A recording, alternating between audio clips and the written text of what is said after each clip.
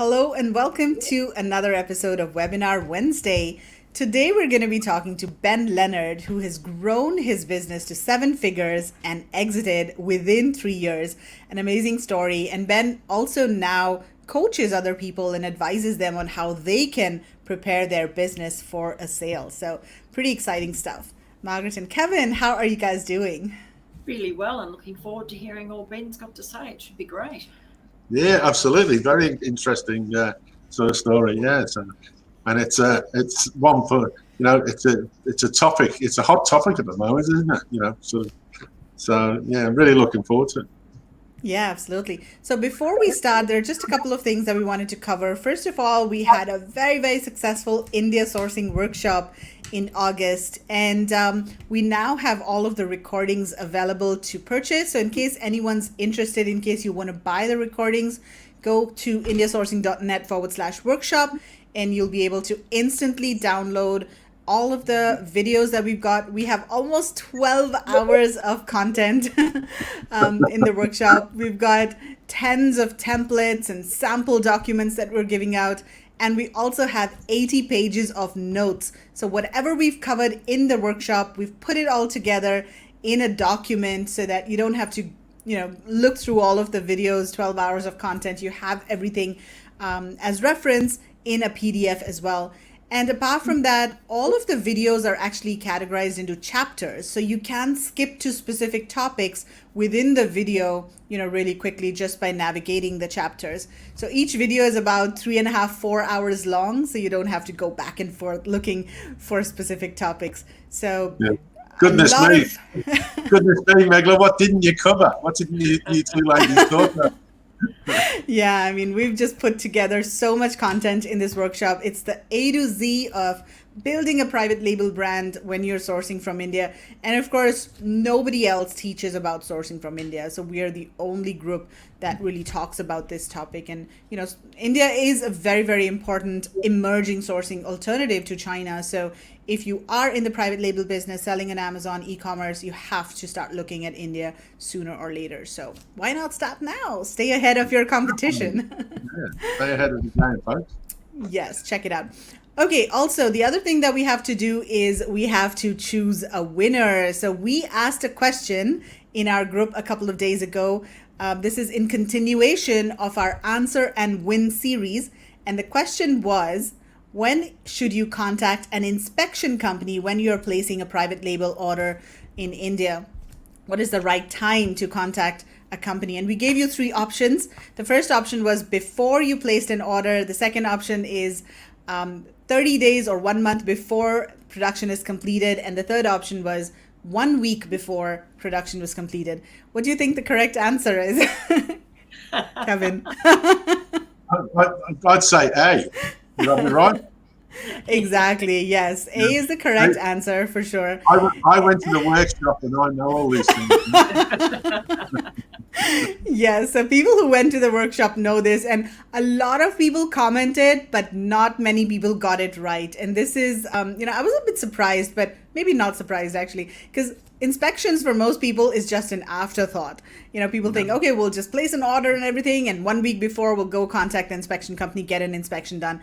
But it doesn't work like that. I mean, especially if you're new to a category, it really helps to talk to the inspection company before you finalize the order so that you can tell the supplier what sort of quality issues you are going to be looking for when the inspection is done. You can create a quality checklist, share that with the supplier so that they know what the QC inspector is going to be checking when they come to do the inspection.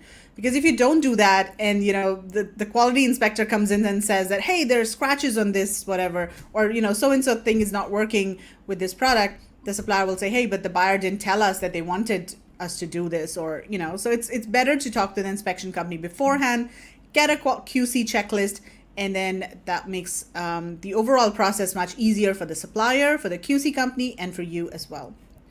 So we had, I think, almost like 25, 30 people commented, but only 9 people got it right. And I think quite a few of these people attended our workshop. So, right? Very familiar names here, right? Okay, so let's see who is going to be winning. And Our prize is we're giving away one free ticket to our upcoming product discovery Whoa. bootcamp with Tim Jordan. Whoa, Richard. Oh my gosh. Wow, Richard, congratulations. Well done, great That prize. is absolutely amazing. So, yeah, Richard, congrats. We're going to be reaching out to you separately to tell you how you can avail of the prize. It's Product Discovery Bootcamp with Tim Jordan that's starting next month, October. Super exciting. Okay, so let's get on with our show. I'm going to invite Ben Leonard on the screen here. Hi, Ben. How are you doing? Hey, I'm good. Thanks for having me. Yeah, thank you so much for joining us. Hi, Ben. Welcome to the show, mate. Thank you. Yeah, really nice to be on. No problem. Awesome. So where are you joining us from, Ben? I am in northeast Scotland in the UK, so it is significantly colder here than it is with you guys, I think. Definitely. Yeah, I mean, Singapore is always warm, so can't compare Singapore with any place. Yeah. But so cool, Ben. So we're really excited for you to share with us your story, first of all, how you exited your brand, and then also talk about what other sellers can do to prepare their businesses for an exit. So let's get started with your story. Do you want to just introduce yourself, first of all, and then talk about how you yourself got started with building a private label brand? Yeah, absolutely. Sure. So I got into e-commerce kind of accidentally in late 2015 or early 2016.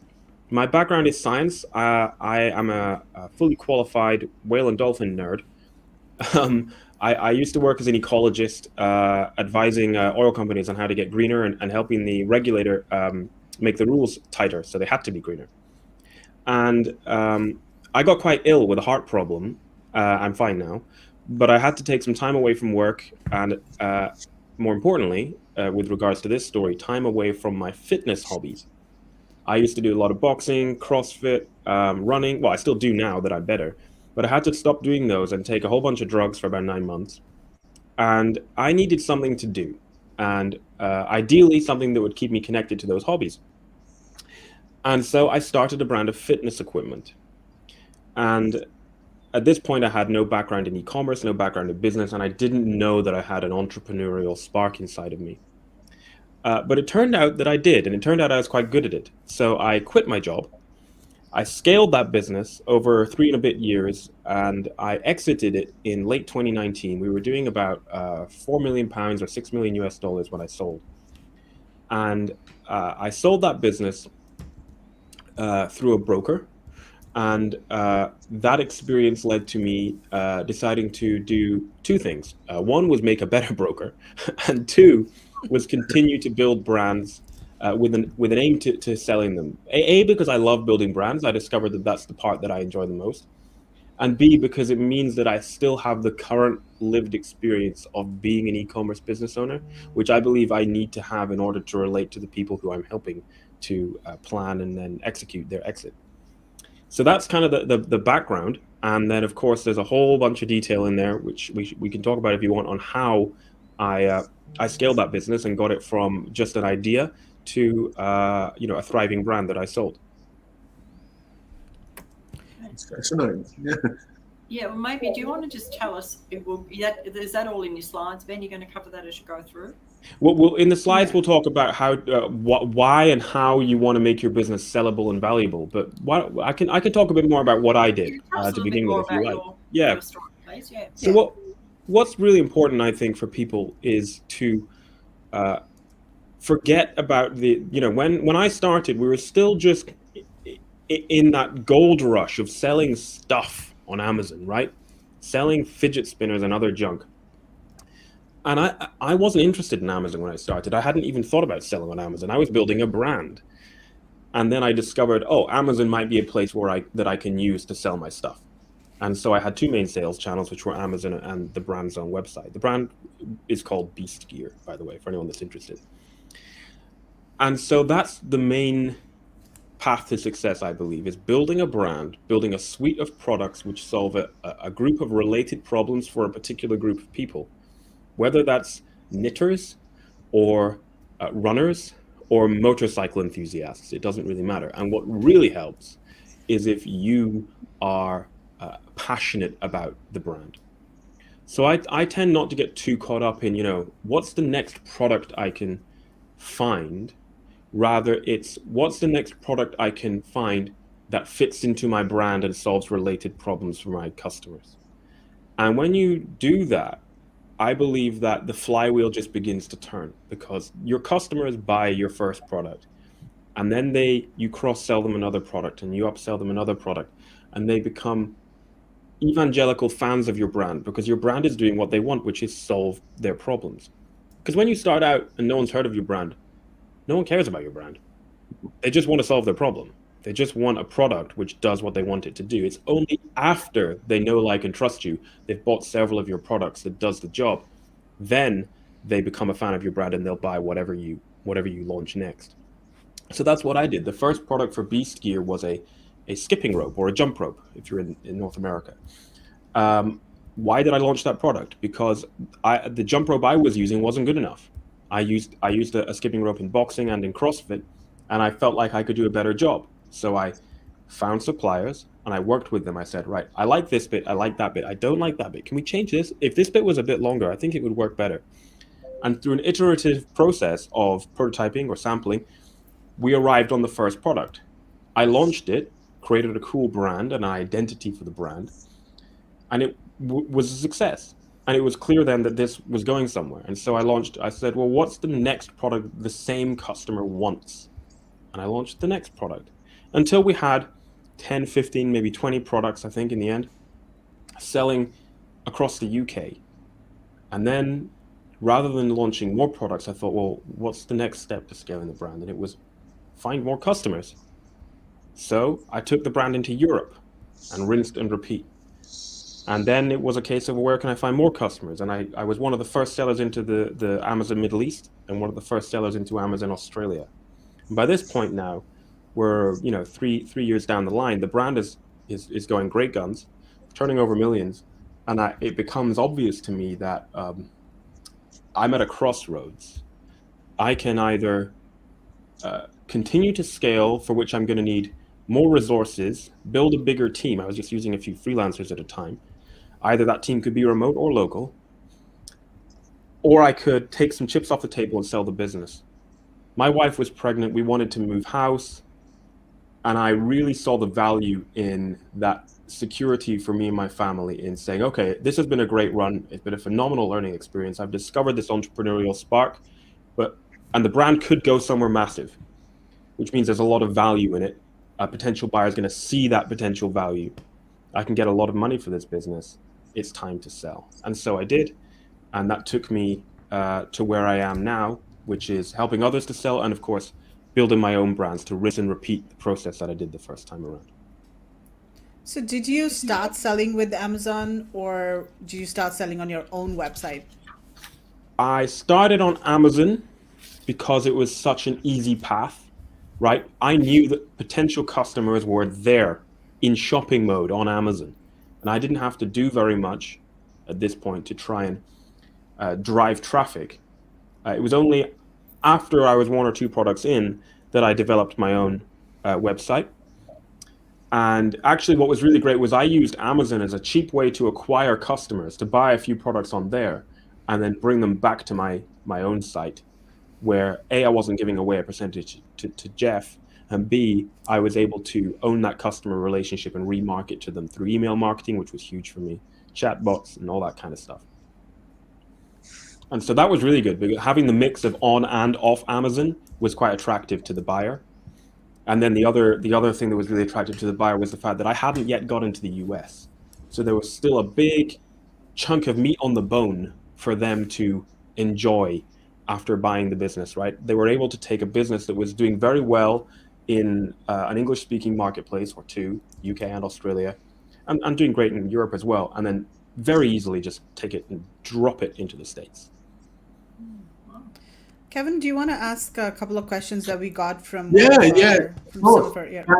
sent I was just taken aback with listening to Ben sort of talk then, because it sort of took me back a little bit. I mean, a lot of things have changed with Amazon now, Ben, like with the sort of chatbots and owning the customer, and, we can't sort of, Amazon you know, sort of all the intricacies about, you know, contacting customers, etc., etc. But I was just fascinated just listening to, you know, the way you sort of structured it and took it to the next level.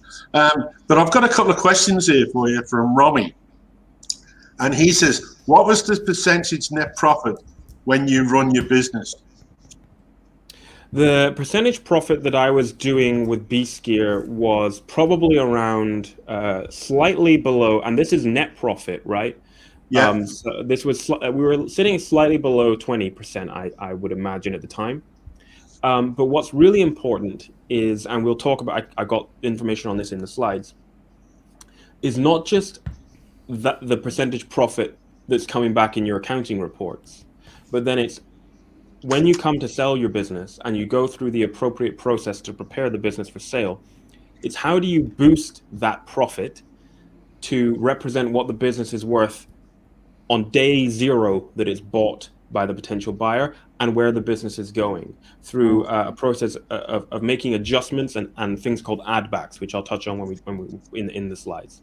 So really, the profit that's in your accounting reports and then the profit that you use to value your business are two different things, and you know, the profit that you use to value your business, talk about that shortly, will be higher. Okay. Now the next question is, why did you choose to exit? And you touched on this a little bit. Why did you choose to exit a business for big cash over expanding your brand with potentially growing, you know, more passive, you know, income? It was the right thing for me and my family at the time. Perhaps if I had already got an exit under my belt and had that financial security, etc., then I would have stayed along for the ride and taken it to the next level myself. But it was just the right thing for us. I felt like we had reached a crossroads and a point that I like to call the point of peak romance. And the point of peak romance is the point at which there's this romantic notion of, wow, this brand could be huge. But on the other side of that coin, the brand may not be huge, right? And so there's tons of potential stored energy, if you like, stored potential value in the business. And the great thing about that is it puts you in a great bargaining position in terms of negotiating your deal. And if you wish, you can put a bit more on the back end, a bit more on an earn out because of where it might go. You don't have to. And the great thing about that point of peak romance is if you sell at that point and the brand does very, very well, if you've structured your deal correctly, you'll enjoy some of that upside. But also, you'll always be the person that founded that brand. And there's a lot of value in that because I'm still, you know, people talk about B-Skier a lot and they talk about therefore me. And so that you know, I'm walking, talking example of that is a credential for me. On the other hand, if it doesn't go quite where you thought it might, that romantic notion, then you got out at the right time, right? So, yeah, exactly. You know, you definitely want to get out before you plateau. And the other question from Romy was, did you aim for exiting the business from the start? And I think you did sort of touch on that as well. Yeah, so no, I didn't because I was new to e-commerce at that time. Yeah. Fortunately, I began to think about an exit in good time, and so I was able to prepare. And of course, now I'm building brands with an exit in mind. So I would always advise, it's never too early to think about an exit. Even if you think you're never going to sell the business, preparing your business and making it sellable is extremely valuable. And I touch on that in the presentation. Right. Definitely, yeah.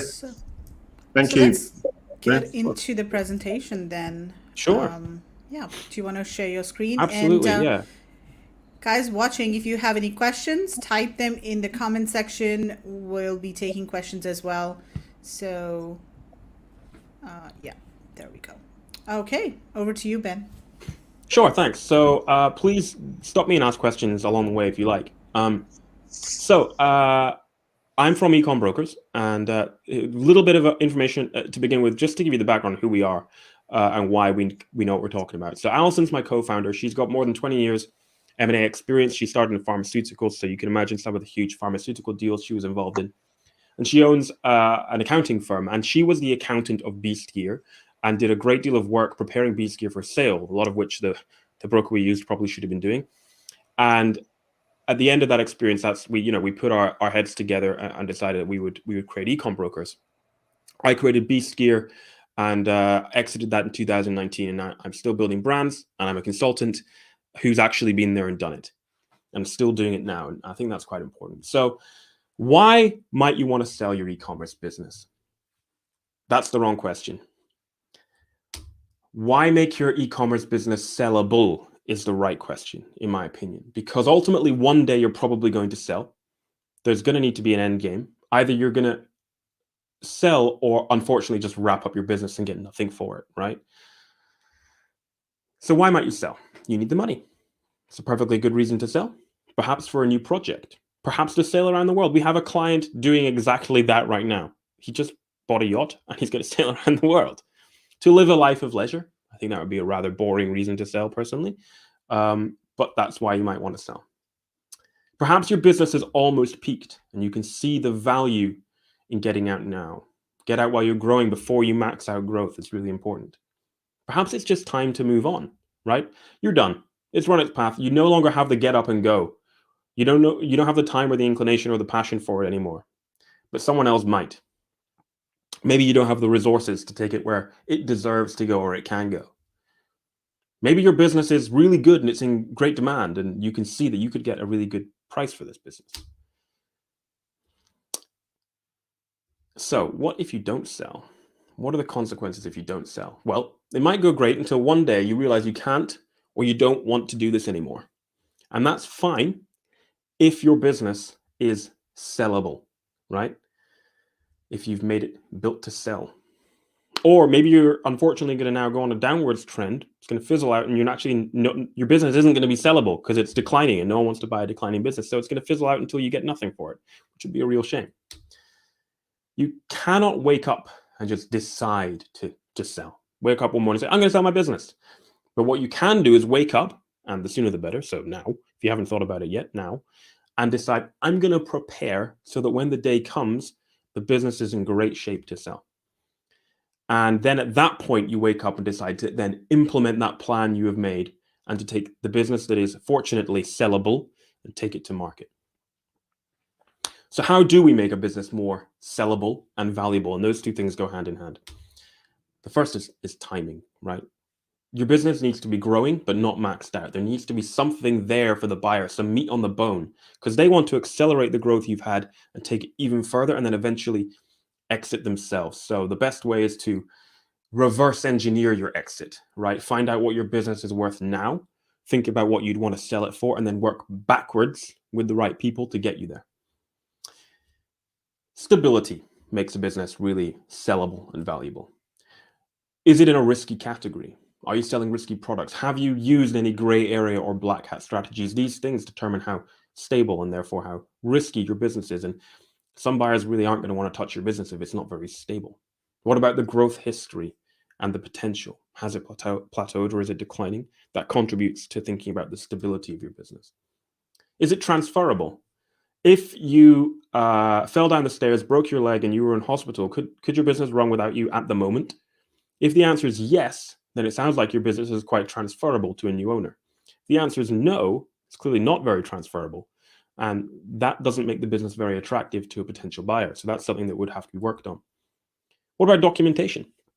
Have you got all the documentation in place that a potential buyer is going to want to look at when they buy your business? From your accounts to your intellectual property to all your systems and operations procedures? That all contributes to how stable your business is. Is it profitable? Now, a business doesn't have to be profitable to be sold. Plenty of really exciting startups are sold without being profitable. But in e-commerce, more commonly, your business really does need to be profitable. And is it defensible, right? Are you just selling stuff? Are you just selling fidget spinners? Or are you selling a legitimate brand with intellectual property to protect it, right? Are you selling an attractive brand? Okay, why else might your business be sellable and valuable? Is it diversified enough in terms of sales channels? Are you just selling on one place, on your own website only, or Amazon UK only, or Amazon Italy only? Or have you diversified across multiple channels? What about markets? Are you only in one country, or have you diversified across several countries, right? The more diverse your business, the wider the moat around it. Have you diversified your products, or are you relying on only one or two products? If you're relying on only one or two products, and then you have a problem with a product because your supplier has gone up in flames, or you get an accusation of patent infringement with a product, and it's taken off of Amazon, or you're forced to stop selling it, then you're in a pickle because you haven't got other products to sell. What about traffic? Are you relying on traffic all from one source? Maybe you have one Facebook account, ads account, that's driving all the traffic to your website. And then what if Facebook suspends you? Or what if they change the rules about what you can and can't advertise? Then you're in a pickle. But if you've diversified your traffic sources, you're okay because you're not relying on one thing. What about suppliers, right? Have you got a good relationship with your supplier? That's going to be really important. A potential buyer of your business is going to want to know that you have a great relationship with the supplier. And does that supplier comply to important standards like ISO 14001, which is related to environment, and 9001 related to quality? And what are their credentials with regards to child labor and things like that? That's all really important. A buyer is not going to want to buy a business that's doing business with dodgy suppliers. Have you automated your business? This will reduce your costs, which will boost your value, and will be also very attractive to a potential buyer who can see that an automated business is relatively easy to run. Have you automated your social media, PPC, traffic, inventory management? Are you using automated email and chatbot flows? Really important stuff. And what about your accounts? Accrual versus cash accounts. This is a really important topic when it comes to M&A. So basically, accrual accounting is a method of accounting where your revenues and expenses are recorded when they're earned, regardless of when the money is actually received or paid, right? Whereas cash accounting, you only record the money in your accounts when it's received. And that works very well if you're a plumber, but not so well if you're an e-commerce business. And so having your accounts on an accrual basis puts you in a much stronger position when selling your business. And buyers really love it if you have cash accounts because they can pull the wool over your eyes in terms of what your business is worth. So how do we value an e-commerce business? Well, typically it's based on a multiple of something called EBITDA or SDE. Okay, so EBITDA is usually for businesses worth more than 1.5 million, and SDE is usually for businesses worth less than 1 million. However, caveat there is we often use SDE a bit more in e-commerce, even for slightly more valuable business. So let's talk about EBITDA. It stands for earnings before interest, taxes, depreciation, and amortization. And it's a really common measure of financial performance. It's basically your net income plus interest expense, depreciation expense, amortization expense, and taxes, okay? On the other side of that, we have SDE, which is much more common. You've probably heard people talking about it on podcasts and things like that, which stands for seller's discretionary earnings. And it's the most common metric used to value small businesses. And it basically represents the value of your business that it provides to one full-time owner-operator. And we can use it even if your business is more than one owner-operator and you have several people running your business. So the difference between SDE and EBITDA, they're both similar. They're used to measure the financial performance of your business. EBITDA really allows investors to compare businesses against other businesses in the same industry by removing expenses that skew a fair comparison. Whereas SDE basically tells an individual that wants to buy your business how much they would make if they were also working on it in a full-time business. The reason SDE is quite helpful in e-commerce is, and particularly aggregators, is because you basically remove any expenses that they wouldn't have if they were to run the business and just drop it into their existing ecosystem, which is set up to run your brand. Okay, so that's why it's a very common way to measure the financial performance of a business. And we basically take the net profit of the business and add back discretionary expenses. And a sophisticated broker will also make certain adjustments to your numbers to boost your SDE. We can talk about that in a while. What's really important is that your EBITDA and your SDE is calculated by professionals who understand accounts, i.e. they need to be accountants, and they need to understand how to value a business, but also understand e-commerce. If they're an accountant who looks after the local butcher, baker, and candlestick maker, they're probably very good accountants, but they won't understand e-commerce. And getting the correct calculation of your SDE alone will pay for their fee multiple times over. Because when you make the appropriate adjustments and add backs, you can increase your SDE by hundreds of thousands of dollars. And so then when you apply a multiple, let's say a 3 or a 4x multiple selling your business, you can add 6 or even 7 figures to the value of a business. And let's just look at a couple of examples, okay, of how a business is valued.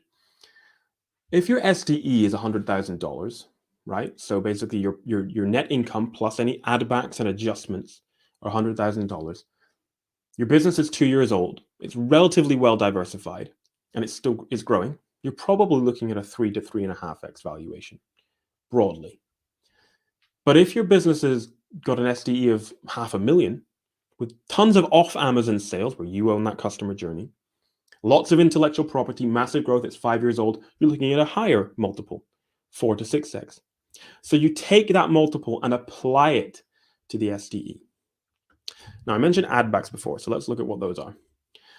They're personal related discretionary expenses, phone, travel, salary.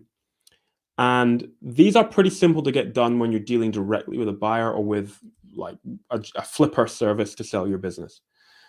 But then there are more complex adjustments or more complex add backs. So one-off costs that won't be repeated. Intellectual property. You've already had your trademark done. It's not going to get done again. That's an add back, right? New owner is not going to have to pay for that. Any videography and photography you've had done to your products, not going to need to be done again. New owner is not going to have to pay for that. You can legitimately add that back. If we look at the more complex adjustments, these are things that recognize change in profit and loss. So let me give you an example. So we tend to value a business off the trailing 12 months performance, right? So we take your trailing 12 months SDE, apply a multiple to it, and we arrive at the value of the business.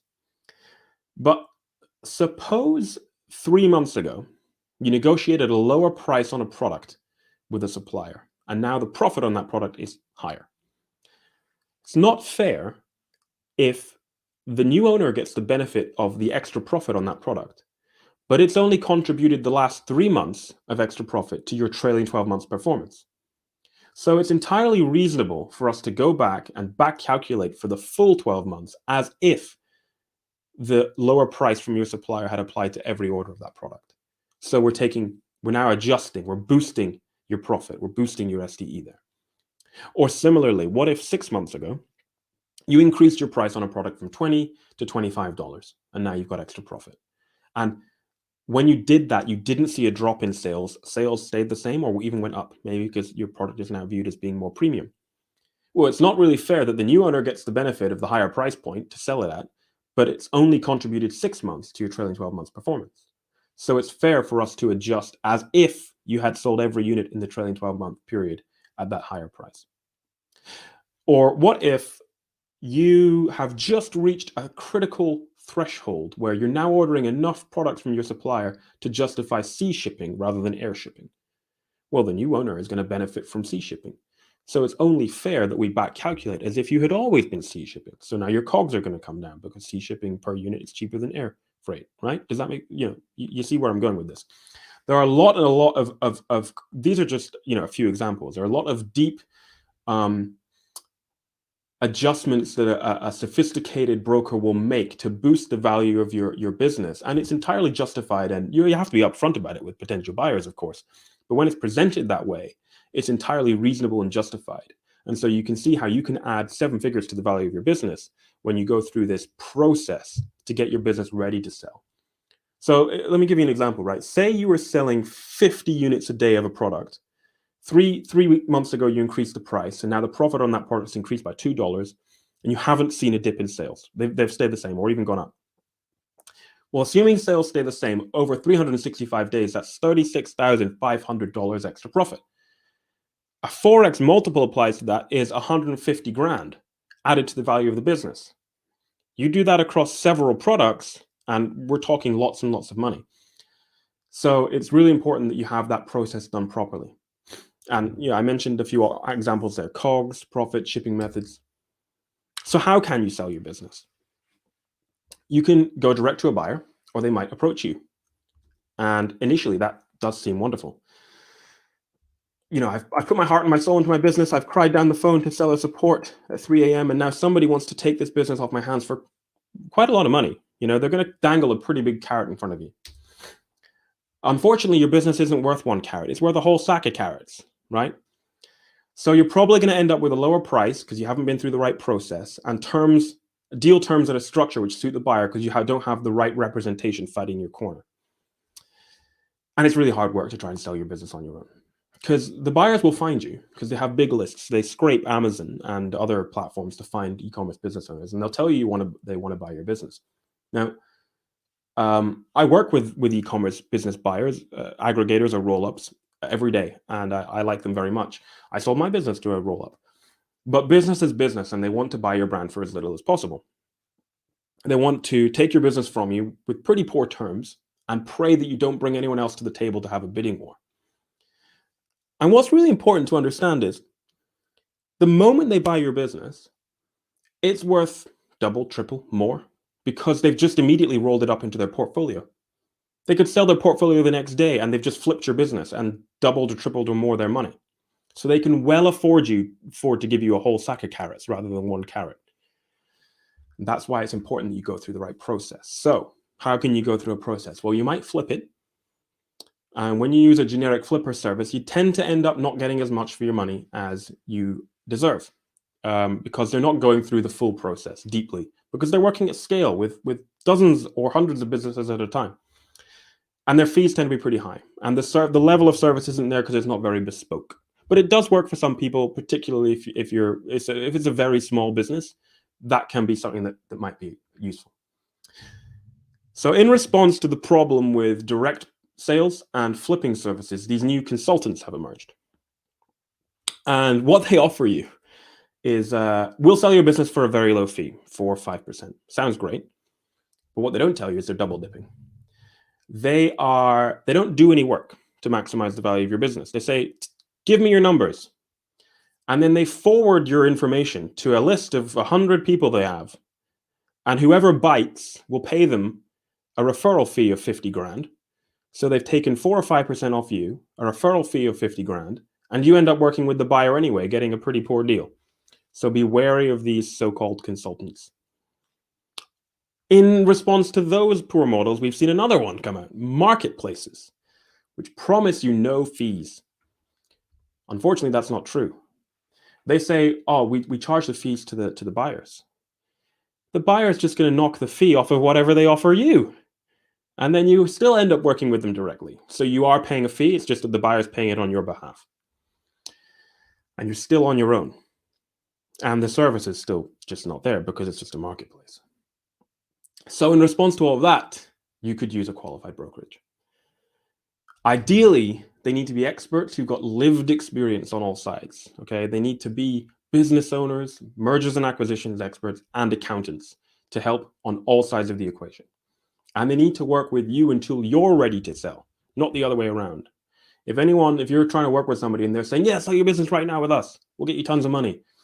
It needs to be a question of asking you the questions. What do you want for your business? What timeline works for you? What are your goals? What do you value? What kind of deal do you want? Do you want to sell all of it? Do you want to retain some equity? Do you want to be a consultant after you've sold it, consulting for the new owners? They need to work with you. They need to help you build your business to sell, get it built to sell and ready for a buyer to analyze it. They need to organize and calculate the numbers, as we spoke about before, and add value. They need to earn their commission. They need to do the work. It needs to be such that the work they do adds enough value to more than pay for their fees. And then they need to position the business properly and market it to a pool of the right buyers. That doesn't mean just forwarding it on to 100 e-commerce aggregators. Sure, an aggregator might buy your business, but it means marketing it and doing the research to find within your industry who might be the right buyer. Is that a competitor? Is that family office? Is that a bricks and mortar organization who wants to get online? Is it other private equity? Is it some sort of hybrid roll-up approach which rolls up brands and then takes them out through retail across North America or the Middle East or whatever it is? The right buyer isn't necessarily just going to be a standard e-commerce roll-up. And then they need to help you structure the deal to suit you so that you get what you deserve for the business on terms that are appropriate for you. So with all that in mind, it's important to plan ahead. The worst thing you can do is not plan for an eventual exit, even if it's not currently on your agenda. Think about it. What do you want to be doing in 5 years? What do you want to be doing in 10 years, 15, 20 years? You might not always want to be running this business. And even if you kind of do in an ideal world, how will the landscape have changed? How will technology have changed? Are you going to be wanting to keep pace with that? Or is there going to want to be a day where you say, actually, I'm ready to hand over the keys and pass the baton on to the next person? And of course, in return for the right price. So therefore, it's important to find out what your business is worth now and reverse engineer the exit with suitably qualified experts, or at least find out what it's worth so you have a reference point. Otherwise, you're trekking through the jungle with no map, right? At least if great, generally speaking, my business is worth $1 million. I don't want to sell for less than 2. You can start thinking about how you might reverse engineer that. Or my business is worth $1 million. I'm comfortable with that. I want to sell, or whatever it might be. The number one mistake people make is not planning and then getting an offer and either going it alone or using a generic service and not getting what their business is worth and not taking the time to sell their business through the right process. We all hire experts in our businesses. We pay people to do our PPC. We pay lawyers to sort out our trademarks and patents and our legal issues. And suddenly people, when it comes to an exit, with their most valuable asset, say, "Oh, I don't want to pay someone to do it. I'll lose money." But when you work with the right people, they will make you a lot of money. So it's really important that you use the right service when it comes to selling your business. I hope that's been helpful and valuable. I'm happy to take questions now, and also please email me, ben@ecombrokers.co.uk. Visit us at ecombrokers.co.uk. And if you mention this India sourcing webinar, you get 10% off our fees as well. And I hope that was helpful and valuable. That was extremely helpful and very valuable for sure. I'm going to stop sharing your screen. Sure. And yeah, that was really good. Kevin, you're muted, I think. That was great, Ben. Ben. As well. Thanks, Kevin. Captivated me. I was captivated listening there, Ben. It was a very good presentation, and it gave me a couple of different perspectives around getting business ready for sale. One thing you said about you could have a bricks and mortar company just waiting in the wings, looking for sort of your type of brand. I mean, we don't look at it who we're going to sell to. We just think, oh, we're going to sell it to an aggregator, and Yep. But to actually prepare a business, and then you've got more options, and it's sort of hand over the keys, and you get more genuine sort of a buyer than an aggregator. It certainly sort of makes sense to me. Who will often pay significantly more than an aggregator. Having said that, there's nothing wrong with selling to an aggregator, provided you've been through the right process. Yep. To maximize the value of the business and make sure you have people fighting your corner to calculate your seller's discretionary earnings properly, bring competition to the table, calculate your add backs and your adjustments, get you the deal structure that works for you, and also make sure that the deal is tight so that you're protected. For example, I hear horror stories a lot from people who've gone direct, been sent a deal, signed it, and the earnout, they've missed an earnout target. And I say they, right? The new owner is running the business. The business has missed a revenue target or a profit target by a small amount of money. And the seller has missed out on hundreds of thousands of dollars because it didn't hit a target. But if the deal is structured tightly, you have a really nice sliding scale. So there's a next safety net under it, and then another one under that, another one under that. Or the buyer has said, and they say, why is the business not performing well to the buyer? And I say, oh, well, we stocked out, and we stocked out because we didn't know about X. Well, why didn't you ask me? So you can structure a deal such that it's written into the contract that the original owner, the seller, will always get read-only access to any platform the brand is selling on, so they can flag up issues and say, hey guys, have you thought about this? And you can then prevent anything going wrong, because Bob in supply chain at the aggregator doesn't care about your earnout at 4:30 on a Friday afternoon. But if you have read-only access, you can flag issues up. Or what if you have someone fighting in your corner, your legal rep and your broker, making sure that in the contract it's stipulated that if earnout targets are missed because of, say, stockouts or whatever, or some oversight by the new owner, you still get your earnout payment, right? All that kind of stuff is really important. Then there's tons, but yeah. So when do you start working with a company, and when do you suggest they contact you? Because, let's say I'm starting a brand today, and a lot of people in our community are new. They're, just sourcing their first product. But when's the right time for them to contact you to start thinking about all of this? I mean, the day you dream of your brand is probably a bit too early to contact us. But having in mind what your end game is always important. Yeah. And it's fair to say that you're not going to be building your business to sell during the initial launch when the rocket is getting into orbit, right? That's when you're flying by the seat of your pants, and it's really great fun building your brand at that point. I love it myself. But the moment that your business, you've got a few products launched, you're taking over, and it's now relatively stable, right? And you're no longer in the chaotic launch, and you're in the more structured growth. Now it's time to start thinking about it. And at this point, contacting us to help you plan your exit is a good idea, even if it's just a conversation, and then we check in with you every now and again, even if you don't have the exit in mind for 2 years, right? That's fine, because it's important that you're constantly thinking about it. What usually happens is somebody will contact us and say, what's my business worth? We'll say, worth $2 million, more or less, right? We believe it's worth this. We would take it to market at this, right? And they say, that's wonderful, sell it.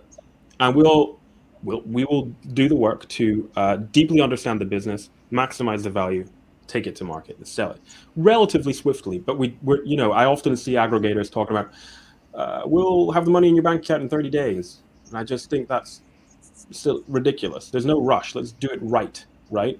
You've grown your business over a period of years. Why would you rush that? But yeah, so some people will come to us and they want to sell now. Other people will say, well, it's great that it's worth $2 million, but I don't want to let it go for less than 2.5. And we say, well, here are the things that we think you need to do to get there. Let's stack them up and knock them down. And we can mentor people on a route to an exit, constantly keeping a track on what the business is worth, and then taking them there when they're pulling the trigger when they're ready. So, contact an expert early is what I would say. Yeah, that makes sense. So what kind of aggregators are you seeing, nowadays? I mean, the whole industry is just so hot, and there's so much capital being poured into.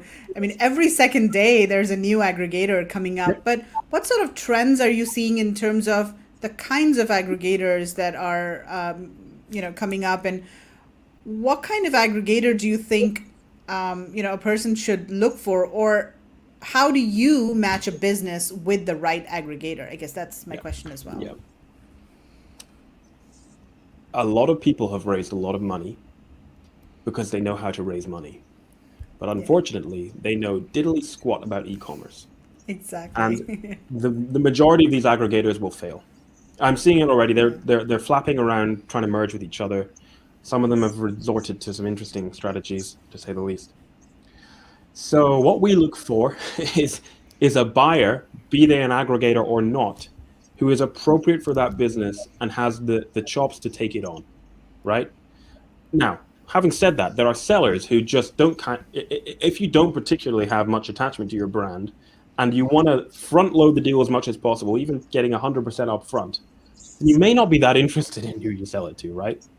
But if you are interested in either staying with the brand in some capacity or retaining equity or staying on as a consultant or loading a bit on the back end because you can see where it's going, and provided the deal structure is tight, that can work fine, then it certainly needs to be an operator who knows how to operate your brand, has a track record, and has the talent there to do it. That's really important. And that's, again, why it's important to work with experts who can kind of vet these potential buyers for you. And so when we're matching brands, that's what we do. if you're selling a knitting brand, we wouldn't dream of offering it to an organization that only deals in sports supplements, right? And then, of course, different organizations are looking for different levels of deals. Some are looking to buy businesses for 8+ figures, some in the mid sevens. Some are looking at much smaller deals, 6 and low 7-figure deals. So, these are all things that we consider. Right. But it's the old story, though, isn't it? Sort of start as you mean to go on. I mean, as far as preparing a business, you got that from day one. I think you got that mindset to build your brand, prepare your business with an exit in mind. And say for like Margaret and myself, I mean, we're not getting any younger, right? So everything that we sort of get into, we have an exit in mind. I mean, some people, the younger generation are looking to sort of hang on for a long time, or like yourself, build it, exit, and build another brand, exit, and do multiple exits as they go along. Because they're young, energetic, all that sort of stuff. And completely. But once again, if you've got to do it right, and I sort of love your presentation there, Ben, where you were right on the money, and sort of if you don't do it right, you're just wasting your time. Yeah. No, you're right, Kevin. It's about the process. Yeah. Because if you're talking directly with an aggregator, and if aggregators contact you, talk to them, right? Get an understanding of what they're all about, because there's a really easy way to take them to the cleaners if you really want to, which is this, right? Because they know that by default, everybody knows that by default, going through a process to maximize the value of your business and all the stuff we spoke about is the best option. So if you're talking to an aggregator directly, say to them, look, I know your background. You're great at raising money. Am I doing the right thing by selling you directly, or is the best thing actually going through an experienced broker and going through a process? And then you have this checkmate. Because the truth is, of course, yes, it is. So if they basically lie to you and say, no, come with me, well, you can dig into that and say, so if I come with you, will your bid be better than the 6 other aggregators that I'm talking to? And if they say yes, well, great, take them to the cleaners, right? I mean, you're going to struggle, at least get a legal rep on your side, but take them to the cleaners. But they'll probably not be able to read the real valuation, the real sack of carrots that your business is worth. So if they say no, but it's still best to come with us because XYZ reasons, then clearly they just view your business as a commodity. And so then you just say, well, that's great. I'm glad you like my business. If you're the best option for me, I'll speak to you again soon because you'll be the best option that my broker finds. And then it's checkmate because they've just told you they love your business. So now you can expect them to pay you the full sack of carrots after going through the process rather than the half a carrot that they offered you. And so that's the advantage of going through a process. And I guess linked to that is that this one really frustrates me, is a lot of people, so suppose you've got a PPC agency that you're working with, and you happen to mention to them on one of your catch-up calls, I'm thinking of selling. And they say, oh, great, I'll refer you to Bob from Bob's Aggregators. He's great, and they'll treat you really well. Well, now you're working direct with an aggregator, so you know you're not going to get a great deal. But B, what the PPC agent didn't tell you is they're taking 50 grand as a referral fee for that. And you're paying the 50 grand, right? It's coming out of what the aggregator would have paid you. That has to come from somewhere. And so they didn't tell you that. And so they're not acting in your best interests. So always be aware that when somebody's referring you like that, they're thinking about their kickback rather than what's best for you. I mean, we sat down and sort of had many conversations lately on this particular topic, with different friends who are, sort of in this space. And what I think one of the conversations we had one day was, well, if we sold the business, because we can only take the business so far, right? Without committing, X capital, if we want to go to this marketplace, that marketplace, and then, we've got to create more stock to fulfill in that marketplace, this marketplace. So once we've reached our limit of, where we want to sort of push it, we know that someone can walk in, and if they've got the capital, they can just, if it's a good brand, they can unleash it on the world, because they've got the contacts, the money, and all the things that we just possibly haven't got the time of day to actually build, all the connections.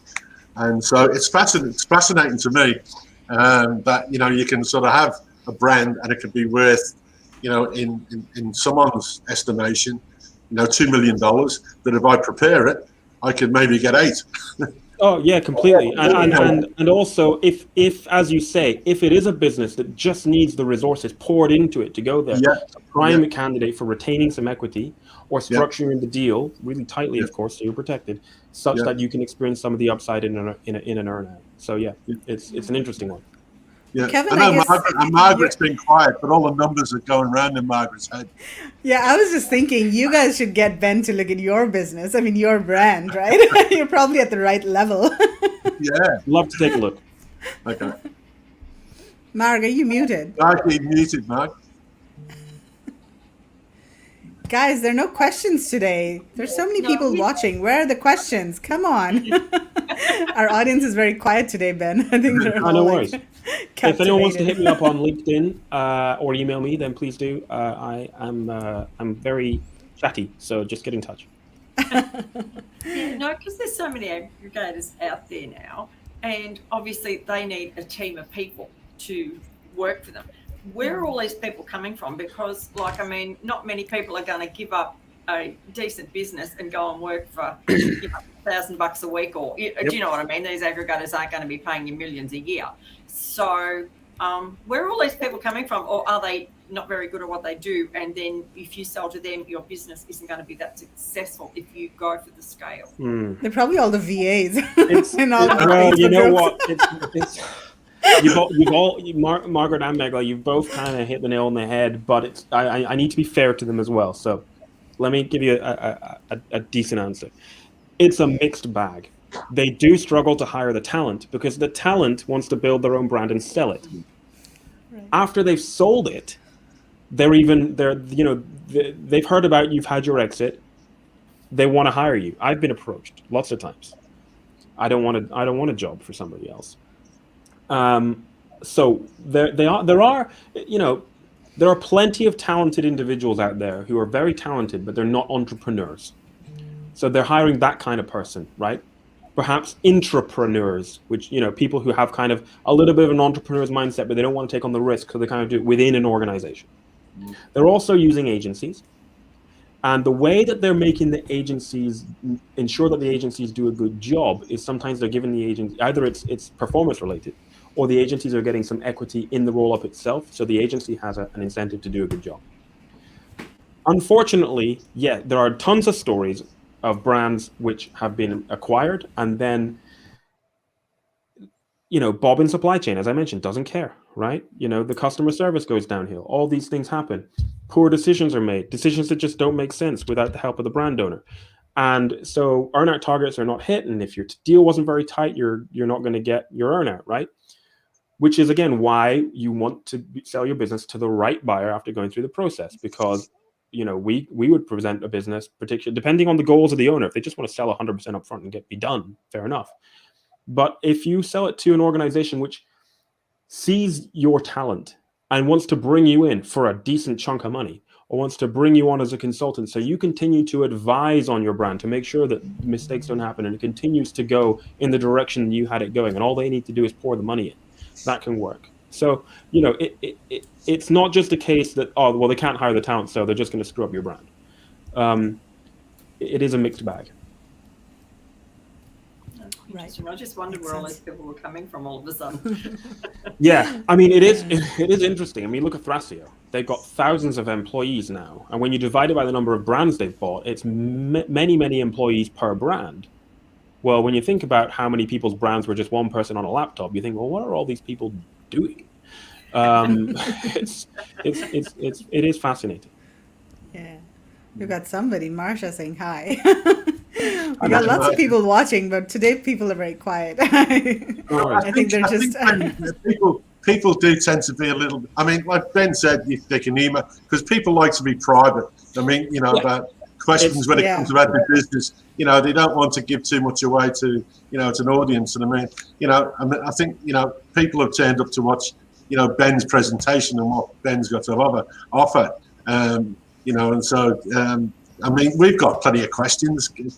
Girls, we've got plenty of questions for Ben, haven't we? Yeah, I think we've had a great conversation. So we should probably start wrapping up. It's almost been an hour. So Oh, really? yes, Kev, That way. Yeah, you'd we'll really talk enjoy. later. No, that way.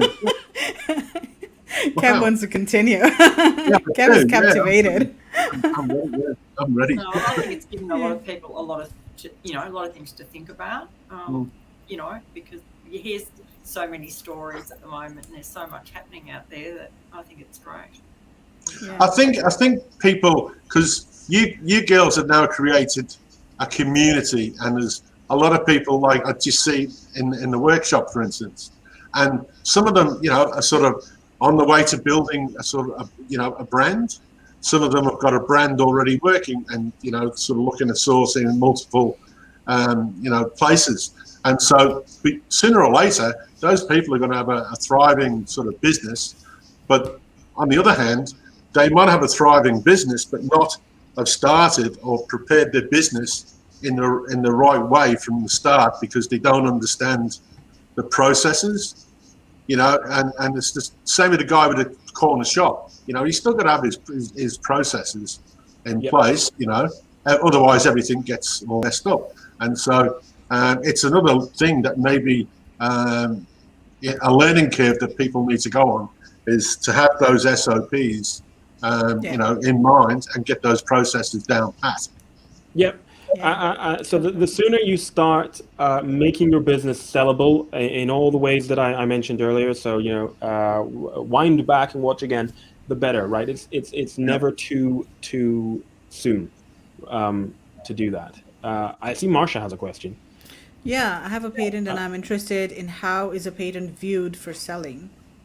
It's great. It's a valuable asset that helps build the defensibility around your business. So getting your intellectual property in order is absolutely a great thing to do when it comes to your business. But I mean, regardless of selling, you should have your intellectual property looked after from the get-go, to avoid legal disputes, etc. Just in the general running of your business. Forget about a sale. So another question from Rami. Has any buyer been interested in the Amazon business that contains random uncategorized product, not specific niche brand building? Yes, but they tend to be the buyers that don't have as much, haven't raised as much money, and are more interested in. It's more like they want to buy an Amazon account that's doing well, rather than buying a brand. And often they're not really the roll-ups. They are often private individuals who want to do that. Not necessarily. There are some smaller aggregators that are doing that, but that is less and less common. And certainly that kind of business is nowhere near as valuable, and usually more difficult to sell. Right. Rami, I don't know if you joined us earlier, but at the beginning of the show, we actually asked the questions that you had sent in via email. So if you hadn't joined us earlier, then just go back and watch the beginning. So Marsha is saying, yes, I have. So she's got a patent and everything. Oh, that's great. Cool. Yeah, good one, Marsha. That's really good. Yeah. So Marsha, if you want, you can go ahead and contact Ben, give him a call or I mean, send an email to Ben and have a chat and, find out if it's the right time for you, or maybe just get some advice on how to structure your business correctly so that it's sellable in the next few years. Cool. Well, thank you so much, Ben, for the amazing presentation. Really good advice. And I'm sure we'll be talking to you more in the near future. So, Pleasure. yeah, thanks Yeah, a lot. no, thank you for having me. Really enjoyed the conversation, and some great questions were sent in too. So thanks for having me. Well, we got another question. There we go. And now the questions are coming in. When There you selling a go. brand on Amazon, would you normally only sell the brand or also the Amazon account? If I own several brands and sell all on the same Amazon account, could I sell one of the brands? The answer is yes. You can basically do it however you want, but there are complexities in different options, right? It is easier if you have one brand per Amazon account. Teasing these things apart can be complicated, but ultimately we can do it, right? And if your brand is attractive enough, the buyer will have the appetite to make it work. depending on whether you do an asset sale or an entity sale, and depending just on the deal that you put together, will depend on whether you sell the account or whether you pull out the brand and you keep the account. Really, the answer is it depends on what you want to do. You can make it work, right? You're either offering the account for sale or you're not. And you're not selling your company necessarily, right? Not necessarily. So, for instance, most e-commerce business owners in the UK want to sell their company because they'll benefit from entrepreneurs relief.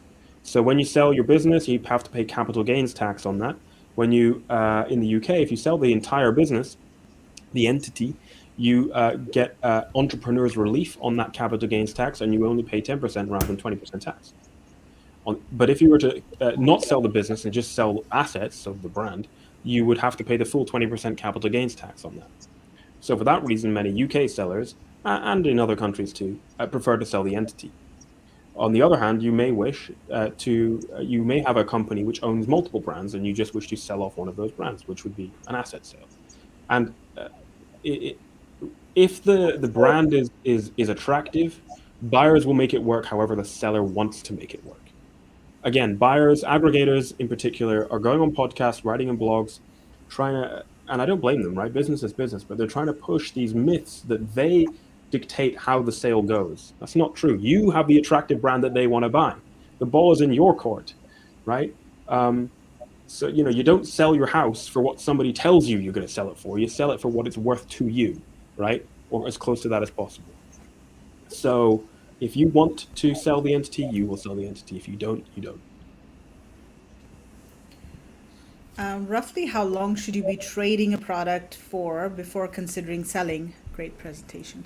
Thanks, Saxony. I'm guessing you're saying how long should you be trading in your business, I suppose. We are seeing businesses younger than 12 months be sold.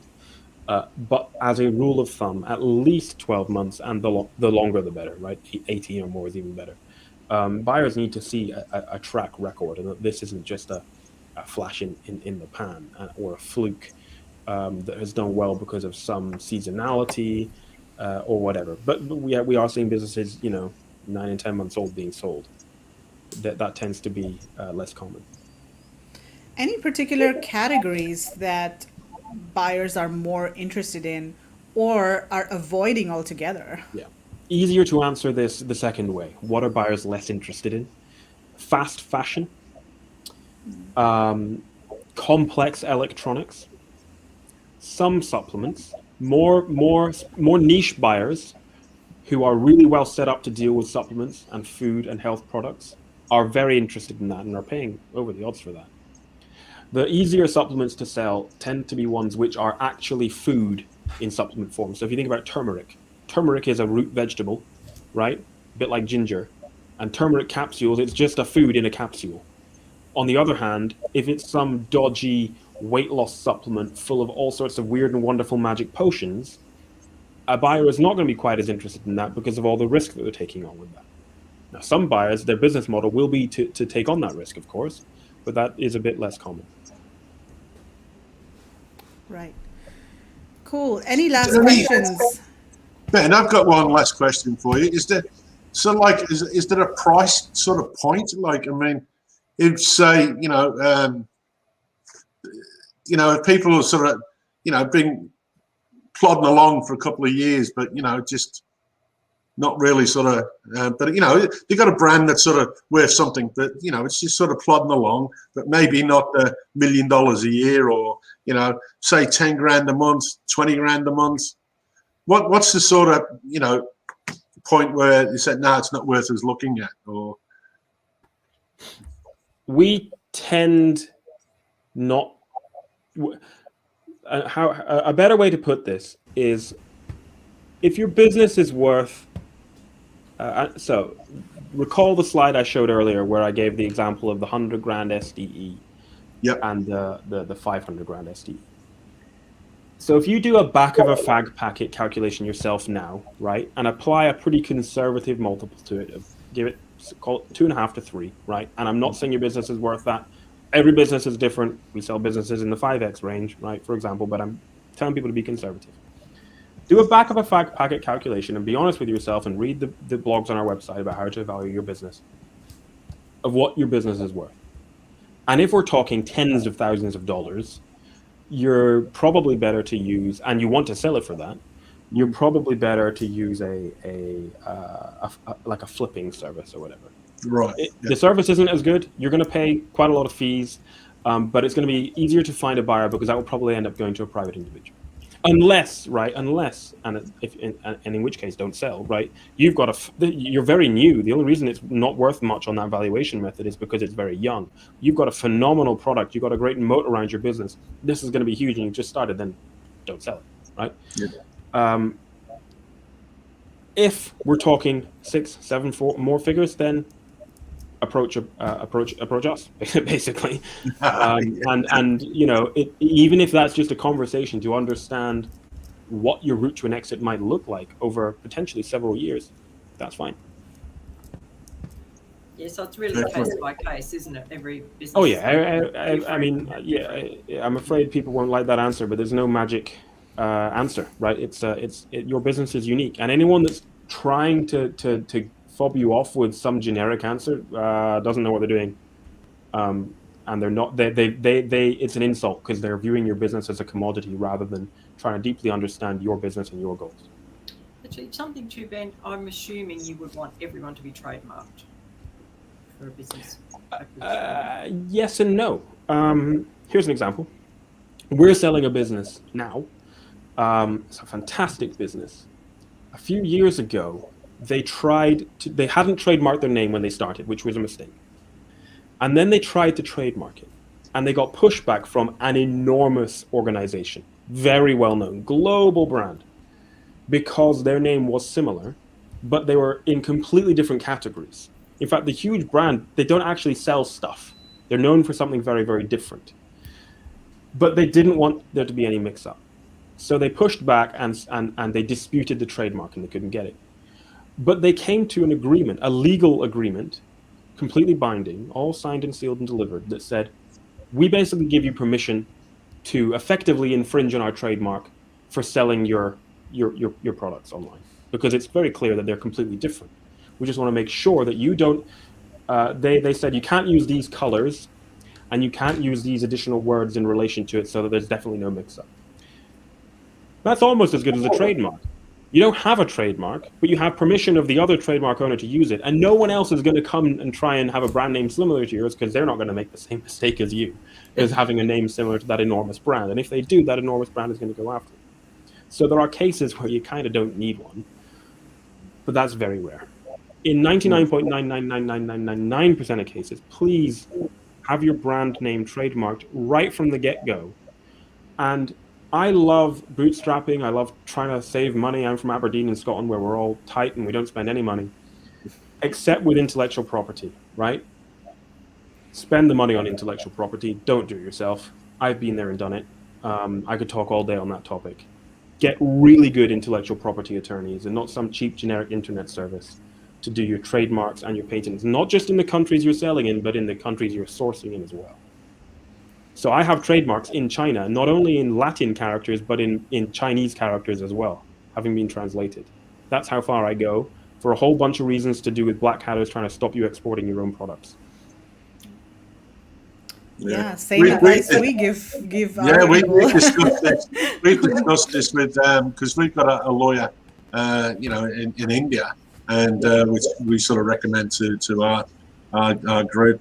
But, yeah, even in India, we sort of highly recommend that Rose as well. Yeah, and we know from China, because we started off in China then, and we've also sourced from South Korea, and actually visited many years ago Vietnam when we were looking at sort of sourcing stuff.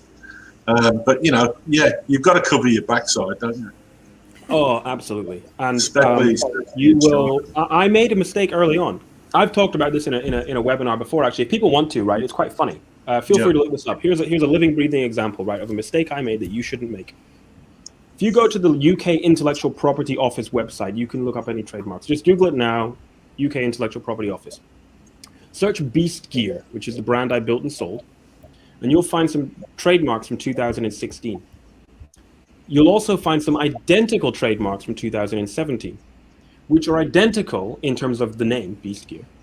But when you look at actually what's included in the trademark in terms of the coverage of the classes, and then within those classes, the specific products, you'll see the 2017 ones are far more comprehensive. Why is that? The first time I did it myself and tried to save some money because I was stupid. The second time, a year later, it was done by a professional, a really strong IP firm who's, they charge a lot. They work for the Beckhams, right? That's how good they are.